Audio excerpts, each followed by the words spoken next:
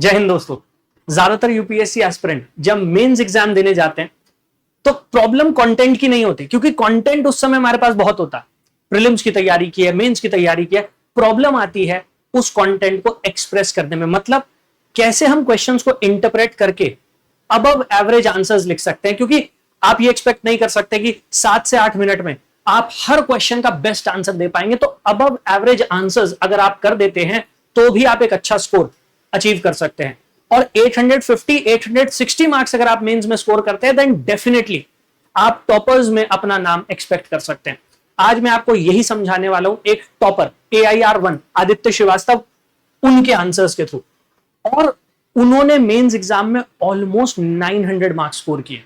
ये रहा उनका स्कोर कार्ड, आप उसे देख सकते हैं। जीएस पेपर 2 की अगर मैं बात करता हूं तो जीएस पेपर 2 में 132 मार्क्स, जीएस पेपर 4 एथिक्स का paper 143 marks. These are extraordinary marks, और तभी रैंक 1 अचीव किए।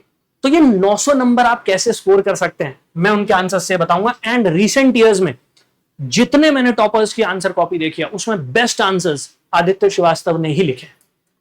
अब उनके आंसर्स में ऐसी क्या खूबी है तो पहले मैं आपको वो समझा देता हूं, उसके बाद डिटेल में जाकर 4 आंसर्स हैं वो मैं डिस्कस करूंगा, जिससे आप एक एक आंसर को बारीकी से समझ पाए, अंडरस्टैंड कर पाए।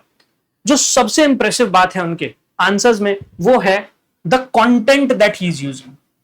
उनके आंसर्स कंटेंट से भरे हुए, इवन ऐसे क्वेश्चंस जिसके लिए कंटेंट की कमी होती है। फॉर एग्जांपल अगर आप बात करेंगे आर्ट और कल्चर के क्वेश्चंस की, जैसे यहां पर ये आंसर जो है वो रामलीला मुडियट्टू ऐसी आर्ट फॉर्म से रिलेटेड है। यहां पर स्टूडेंट्स के पास ज्यादातर कंटेंट की कमी रहती है, लेकिन ऐसे आंसर्स में भी वो एनरिचिंग कंटेंट इस्तेमाल कर रहे हैं। दूसरी बात, अगर आप उनकी कॉपी देखेंगे इट्स वेरी क्लियर, मतलब उन्होंने जो उनकी हैंडराइटिंग है वो तो साफ है, लेकिन जिस तरीके से आंसर्स को लिखा है, जो स्ट्रक्चर किया है, उनका स्ट्रक्चर बहुत अच्छा। और अगर आपके आंसर्स का स्ट्रक्चर अच्छा होता है तो वो आपके कंटेंट को और बेहतर बना देता है। इसके साथ साथ आप पूरे आंसर को अगर ध्यान से देखेंगे तो आपको दिखेगा जगह जगह वो हाईलाइट कर रहे हैं। दिख रहा है आपको? सब हेडिंग्स जो है उनको हाईलाइट किया गया, जो कीवर्ड्स हैं उनको हाईलाइट किया गया। तो और जितने आंसर्स, अभी और भी आंसर्स हैं, मैं दिखाऊंगा आपको अलग अलग सब्जेक्ट के। हम जीएस पेपर 2 के जो आंसर्स हैं उनको भी देखेंगे। तो आर्ट और कल्चर के आंसर्स, क्योंकि आर्ट और कल्चर के आंसर लिखना काफी टिपिकल, काफी डिफिकल्ट होता है, उसमें कैसे वो डायग्राम्स को इंक्लूड कर रहे हैं, किस तरीके से अलग अलग फॉर्मेट का इस्तेमाल किया जा रहा है आंसर राइटिंग के लिए, वो सब मैं आपको दिखाने वाला हूं। प्लस टेलीग्राम चैनल है mains answer writing by Ankit sir, यहां पर आप मुझे ज्वाइन कर सकते हैं। डेली बेसिस पर मेरी लाइव क्लास होती है 12 बजे। वहां मैं 2026 का जो एक नया पैटर्न निकल कर आया है क्वेश्चंस का, उसके अकॉर्डिंग आप लोगों को तैयारी करवा रहा हूं। तो 12 बजे की उस लाइव क्लास में भी डेली बेसिस पर आप मेरे साथ जुड़ सकते हैं, और 2026 का जो प्रीलिम्स का पैटर्न है उसी पैटर्न पर क्वेश्चंस आप प्रैक्टिस कर सकते हैं, जिससे आप उस पैटर्न में थोड़ा कंफर्टेबल महसूस करें। अब अगर हम इनके आंसर्स की बात करते हैं तो जैसा मैंने कहा, कंटेंट, स्ट्रक्चर, इन सब चीजों को ऑब्जर्व करिएगा। और बहुत सारे बच्चे जब आंसर्स लिखते हैं तो उनको ये नहीं समझ में आता कि सेंटेंस किस तरीके से फॉर्म करें, क्योंकि 150 वर्ड्स में आंसर लिखना है, 250 वर्ड्स में आंसर लिखना है, तो वो भी समझिएगा कि कैसे आंसर को 150 वर्ड या 250 वर्ड में आप कंप्रेस करके अपनी सारी बात कह सकते हैं। अब अगर आप यहां पर देखेंगे तो इस आंसर में उन्होंने सबसे पहले जो इंट्रोडक्शन लिखा, हम कहते हैं इंट्रोडक्शन 2 से 3 लाइनों का होना चाहिए। अगर आप देखोगे लगभग 3 लाइन का ही उनका इंट्रोडक्शन है, और यहां पर उन्होंने करंट अफेयर्स के बेसिस पर ये इंट्रोडक्शन लिखा। उन्होंने कहा रिसेंटली रामलीला और मुडियट्टू वर रिवॉर्डेड एज इंटेंजिबल हेरिटेज। अब अगर आपको ज्यादा नहीं भी पता है किसी टॉपिक के बारे में, आप रिसेंटली जो हुआ है, जो करंट अफेयर्स में रहा है, उसको पिक करके एक इंट्रोडक्शन ऐसा छोटा सा तो बना सकते हैं। और याद रखिएगा, इंट्रोडक्शन एंड कंक्लूजन ये मैंडेटरी होते हैं। अपने आंसर्स में कभी भी आप इंट्रोडक्शन और कंक्लूजन को मिस आउट नहीं कर सकते, वो सबसे इंपॉर्टेंट है, याद रखिएगा। यहां पर उन्होंने एक 3 लाइन का इंट्रोडक्शन लिखा, उसके बाद उन्होंने आंसर जब शुरू किया, मतलब आंसर की जो बॉडी है वो स्टार्ट की, तो उससे पहले एक सब हेडिंग बनाई। सब हेडिंग को अगर आप देखेंगे उन्होंने बॉक्स में लिखा है, हाईलाइट किया है, और उनके सभी आंसर में आपको ये दिखाई देंगे, एक कॉमन बात है। देन उन्होंने कहा Ramlila of UP shows importance of epics in life of people, क्योंकि ये क्वेश्चन जो है वो इसी बात पर है। Traditional theatre forms of India reflect the ideals and emotions of the society and an individuals role in community, discuss with example. अब यहां वो एग्जाम्पल ले रहे हैं और डिस्कस कर रहे हैं। रामलीला की बात की तो रामायण के साथ उन्होंने कनेक्ट किया। देन कृष्ण लीला जो मथुरा में होती है, shows the importance of love as a value. अब आप देखिए, उनके जो कीवर्ड है वो उन्हें हाईलाइट कर रहे हैं। यहां पर कृष्ण लीला था तो उन्होंने हाईलाइट किया, यहां पर लव एज अ वैल्यू उन्होंने हाईलाइट किया। नेक्स्ट वो रमाम की बात कर रहे हैं, उत्तराखंड में हाईलाइट किया उसे, और उसके बाद जो वैल्यू है नेचर सेंट्रिक लाइफ उसको उन्होंने अंडरलाइन किया। तो उनके आंसर में सिर्फ कंटेंट ही नहीं है, उस कंटेंट को प्रेजेंट करने का तरीका भी है। वो हर इंपॉर्टेंट कीवर्ड को हाईलाइट कर रहे हैं, बॉक्स में लिख रहे हैं, अंडरलाइन कर रहे हैं। आप भी जब आंसर लिखेंगे you have to make sure कि आप इसी तरीके से हर इंपॉर्टेंट कीवर्ड को हाईलाइट करें, हर सब हेडिंग को बॉक्स में लिखें।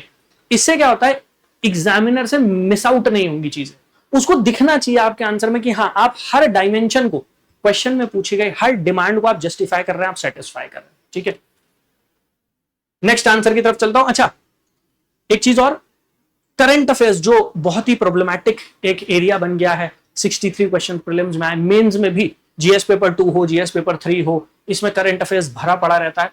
तो प्रीलिम्स और मेंस दोनों के पॉइंट ऑफ व्यू से करंट अफेयर्स कवर करने के लिए एक मंथली और ईयरली बैच मैंने लॉन्च किया है। आप मेरी वेबसाइट पर जा सकते हैं, यूपीएससी टॉपर्स हब, गूगल पर टाइप कर दीजिएगा यूपीएससी टॉपर्स हब, वेबसाइट आपके सामने आ जाएगी। जब आप आ जाएंगे वेबसाइट पर तो फाउंडेशन बैच, या नीचे देखेंगे तो ये रहा करंट अफेयर्स का बैच। करंट अफेयर्स के बैच में ईयरली करंट अफेयर भी है और मंथली करंट अफेयर भी है।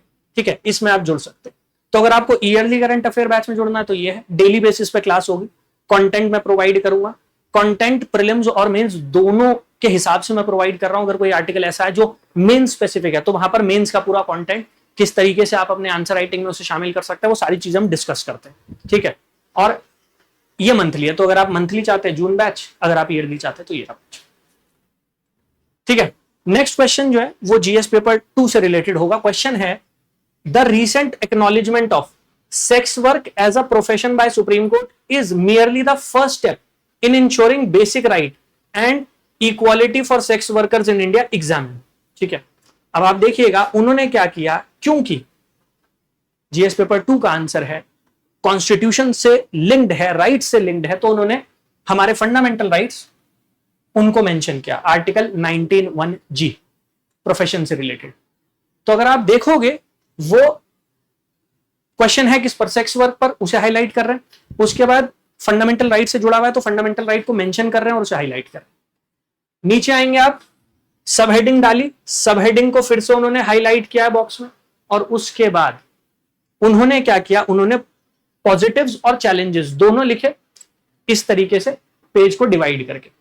अब जितने भी पॉइंट्स वो लिख रहे हैं सब में आप देखो वो इंपॉर्टेंट कीवर्ड्स को हाईलाइट कर रहे हैं। फ्रीडम ऑफ प्रोफेशन, ठीक है, यहां पर आए हरासमेंट बाय पुलिस, नीचे आए रिड्यूस एड एपिडेमिक और आर्टिकल 21 उसकी बात कर दी। फिर यहां पर जब चैलेंजेस की बात कर रहे हैं तो सोशल स्टिग्मा हाईलाइट किया गया, मोरालिटी हाईलाइट किया गया, आर्टिकल 19 उसको हाईलाइट किया गया। तो जब हम बात करें जीएस पेपर 2 के आंसर्स की, तो जीएस पेपर 2 कॉन्स्टिट्यूशन उससे रिलेटेड हो जाता है, पॉलिटी से रिलेटेड हो जाता है, तो वो उन सारी चीजों को ऐड भी कर रहे हैं। जगह जगह जहां पर कॉन्स्टिट्यूशन का रेफरेंस देना, फंडामेंटल राइट्स का रेफरेंस देना, वो भी दे रहे हैं और उसे हाईलाइट कर रहे हैं। आगे आप आएंगे, all this calls for following extra step, अब वो सजेशन दे रहे हैं। सजेशन में अगर आप देखोगे sensitivity toward training to the police, sensitivity training की वो बात कर रहे हैं। कंप्लीट सेंटेंसेस नहीं है, सिर्फ जो इंपॉर्टेंट बात है सिर्फ उतना ही लिखा जा रहा है, क्योंकि 150 वर्ड में अगर आपको अपना आंसर फिनिश करना है और सारी बातें कहनी है तो आप एक पूरा पैराग्राफ नहीं लिख सकते, आपको छोटे छोटे सेंटेंसेस का इस्तेमाल करना पड़ेगा, विच इज विजिबल। दिख रहा है आपको, अवेयरनेस, अवेयरनेस को हाईलाइट कर दिया, among the sex workers about the right. जितने पॉइंट्स आपको दिखाई दे रहे हैं सभी पॉइंट्स में सिर्फ इंपॉर्टेंट बातें लिखी गई हैं और जो भी इंपॉर्टेंट कीवर्ड्स हैं उनको हाईलाइट किया गया। आगे चलते हैं, एक और आर्ट और कल्चर के आंसर तो सबसे डिफिकल्ट माने जाते हैं लिखना, क्योंकि उसमें कंटेंट नहीं होता, कई बार आपके पास होता भी है तो इंट्रोडक्शन कैसे बनाना है, कंक्लूजन कैसे बनाना है वो नहीं समझ में आता। ये मैं जो आंसर्स हैं ये मैं अपलोड कर दूंगा टेलीग्राम चैनल पर, तो जैसा मैंने कहा टेलीग्राम चैनल इसे ज्वाइन कर लेना, यहां पर मैं अपलोड कर दूंगा ये पीडीएफ की फॉर्म में, वहां से आप ये डाउनलोड कर सकते हैं और इन आंसर को स्टडी भी कर सकते हैं, बहुत काम आएंगे आपके। फिर सांची स्तूपा के ऊपर question, provide an account of the historical and architectural importance of Sanchi stupa, also discuss how it inspired the future architecture in India. अब सांची स्तूपा के ऊपर है, आर्किटेक्चर का क्वेश्चन है, उन्होंने डायग्राम बना दिया। अब डायग्राम बहुत ब्यूटीफुल, बहुत अच्छा बनाने की जरूरत नहीं है, काम चलाऊ डायग्राम होना चाहिए, जैसे यहां पर आपको दिख रहा है। उन्होंने सिर्फ स्ट्रक्चर को हाईलाइट करना है, इस वजह से उन्होंने वो स्ट्रक्चर बना दिया। और स्ट्रक्चर में सारी चीजें, छतरी को भी वो दिखा रहे हैं, हर्मिका को भी दिखा रहे हैं, अंडा है, मेधी है, वो सारी चीजें वो दिखा रहे हैं। सो मेक श्योर कि आप लोग भी अगर आर्किटेक्चर से रिलेटेड कोई आंसर लिख रहे हैं, ज्योग्राफी से रिलेटेड कोई आंसर लिख रहे हैं, मेक श्योर आप भी मैप्स बना दे, इस टाइप के छोटे छोटे डायग्राम्स बना दे। उसके बाद अगर आप देखोगे तो Sanchi stupa is an important stupa located in Madhya Pradesh and is based on the ideal of Buddhism। अब आप देखो, ये कोई बहुत एक्स्ट्रॉर्डिनरी इंट्रोडक्शन है, सिंपली उन्होंने कहा कि भाई सांची स्तूपा मध्य प्रदेश में और बुद्धिज्म के आइडियल्स पर बेस्ड है। कितना सिंपल, येट क्वेश्चन की डिमांड को जस्टिफाई करने वाला इंट्रोडक्शन। जैसा मैंने कहा, आप ये मत सोचिए कि आप बेस्ट आंसर लिख पाएंगे। 7.5-8 मिनट जो आपके पास एग्जाम हॉल में है, वहां पर आप बेस्ट को मत सोचिए, आप ये सोचिए कि मैं कैसे 3 घंटे में अबव एवरेज आंसर लिख पाऊं। अबव एवरेज का मतलब हो गया इंट्रोडक्शन होना चाहिए, कंक्लूजन होना चाहिए और बॉडी इनरिचिंग होनी चाहिए, बॉडी में कंटेंट होना चाहिए। अगर आप उतना भी करके आओगे ना, तो भी आप अच्छे मार्क्स स्कोर करोगे, जो आपको दिख रहा है। यहां पर आप देखोगे उन्होंने हिस्टोरिकल सिग्निफिकेंस की बात की, उसको हाईलाइट कर दिया। उसके बाद अगर आप देखोगे गुप्ता पीरियड की बात की है, उसको हाईलाइट कर दिया है। आर्टिस्टिक ब्रिलियंस, उसको अंडरलाइन कर दिया है। स्टोन वेदिका, उसको हाईलाइट कर दिया। तो जितना वो लिख रहे हैं, पहली बात तो उनका कंटेंट बहुत एनरिचिंग है, ये दिखाता है कि कितनी डेप्थ में जाकर स्टूडेंट ने तैयारी की होगी। तो पहले तो आपके पास एनरिचिंग कंटेंट होना चाहिए। जब वो एनरिचिंग कंटेंट आपके पास है, उसके बाद आपको क्या करना है, आपको उसको एक्सप्रेस करते हुए कोशिश करनी है सब हेडिंग्स। सब हेडिंग्स को आप हाईलाइट करें। जब आप पॉइंट्स लिख रहे हैं, पॉइंट्स क्रिस्प, छोटे छोटे पॉइंट्स हो, मैक्सिमम 2 लाइन के पॉइंट लिखो।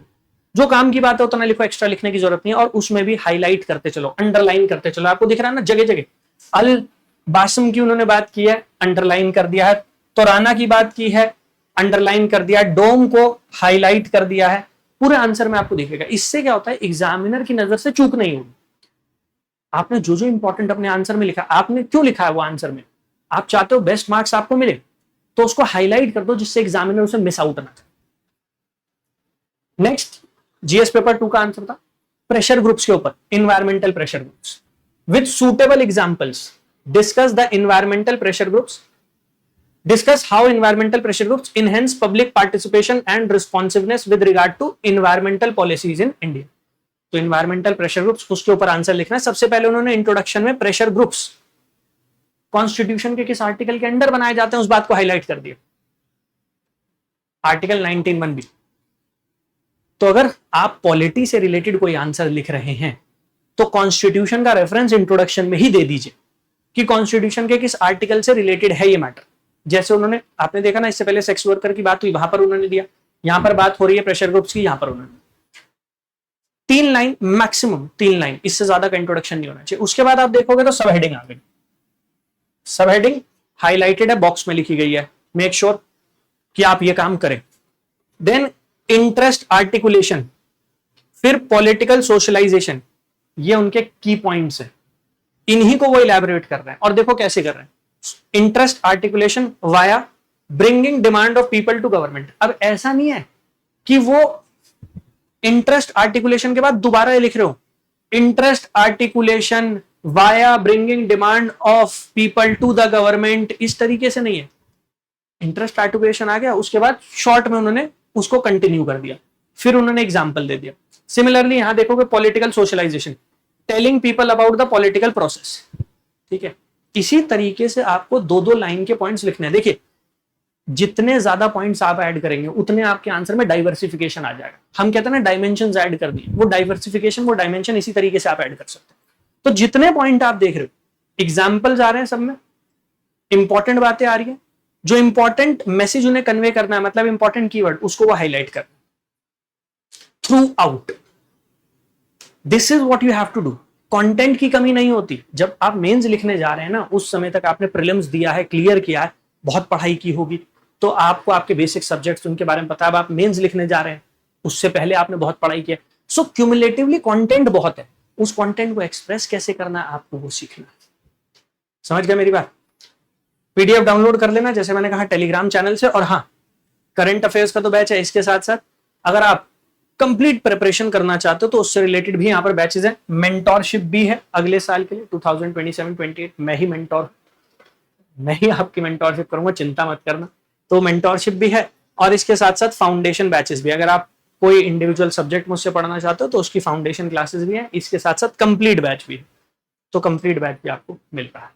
और अगर पर्सनलाइज गाइडेंस चाहिए, पर्सनलाइज मेंटोरशिप चाहिए, तो जैसे मैंने कहा वो भी आपको मिल रही है। तो सारी चीजें अवेलेबल है। कोई डाउट हो, कॉन्टैक्ट अस का ऑप्शन है, वहां चले जाना। यहां पर नंबर दिया गया, इस नंबर पर व्हाट्सएप मैसेज ड्रॉप कर देना, जो भी इंफॉर्मेशन आपको चाहिए होगी बैचेस के बारे में मिल जाए। ऑल द वेरी बेस्ट, जय हिंद।